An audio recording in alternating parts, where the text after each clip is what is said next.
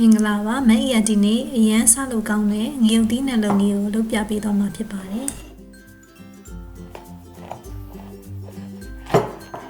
ဒီမှာသုံးတဲ့ငရုတ်သီးကဒီငရုတ်သီးမဆက်တဲ့ငရုတ်သီးပေါ့နော်ဒါကအဝါရောင်ဒီမှာတော့ yellow paprika လို့ခေါ်တယ်အဲ့ဒါကိုမအေးက6တောက်9တောက်လောင်းသုံးမယ်ပြီးရင်အရွယ်တော်လေးတွေဒါနဲ့လီပေးမယ်တလက်မ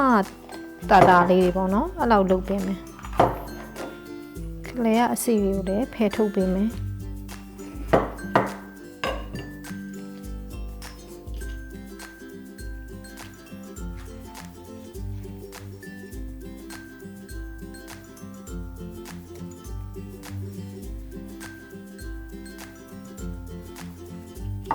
ပြီးရင်ချက်သွန်ကြီးဖြူအနီကိုတေးသေးလေးလီးပေးမယ်ဒီ recipe အတွက်ချက်သွန်ကြီးဥအကြီးတစ်လုံးသုံးပါတယ်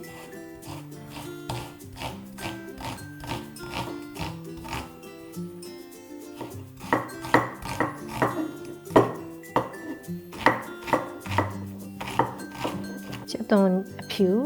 4-5မွှာလောက်သုံးပေးမယ်ဖိပေးမယ်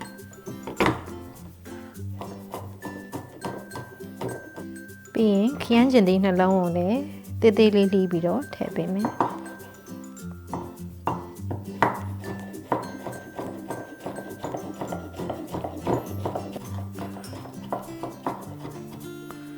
ပြီးရင်အကုန်လုံးကို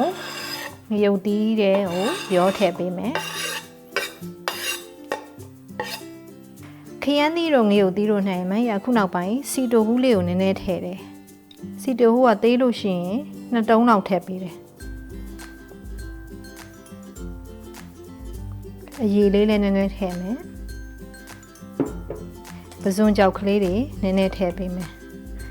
ဒါအိမ်မှာလုပ်တဲ့ပဇွန်ကြောက်ပန်းငံပြာရည်အချိုပေါ့နော်ဒါအချိုမဤကစပွဲစွန်းတစွန်းရဲ့တဝက်လောက်ထည့်တယ်ပြီးတော့စားလည်းထည့်ပေးမယ်စီတဟူးထည့်ထားတော့စားကိုတော့နည်းနည်းလေးညှိထည့်ပေးပေါ့နော်ပထမဦးဆုံးတစ်ဖက်ရည်စွန်းရဲ့တဝက်လောက်ရင်ထည့်မယ်ရောင်တင်မှုန့်လေးနည်းနည်းလေးထည့်ပေးမယ်ပါတယ်ဆိုယုံလေးပေါ့နော်အရောင်ကတော့စီကတော့စပွဲစွန်း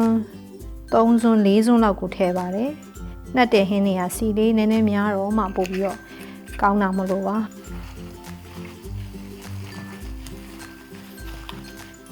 ပြီးရင်ရေလေးနည်းနည်းလေးပဲမြဲထားတဲ့လက်အိတ်ကိုခဏလေးဆေးထားတဲ့ရေနည်းနည်းလေးအဲ့ဒါလေးထည့်ပြီးရင်မီးပုံပေါ်မှာအဖုံးပိတ်ပြီးတော့နူးသွားအောင်တင်ပေးရပါမယ်နှက်နေတဲ့အချိန်မှာလည်းမကြာခဏကြည့်ပေးရပါမယ်အိုးကတ်မသွားအောင်လို့ပါရေကိုလိုတော့မှပဲထည့်ပါမယ်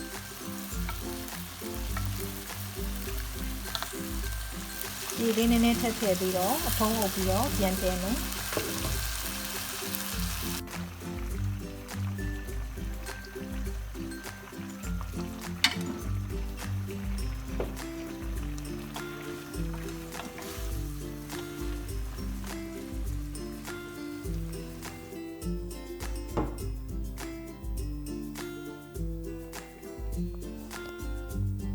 ဒါဆိုရင်တော့ငရုတ်သီးနှက်ကရပါပြီ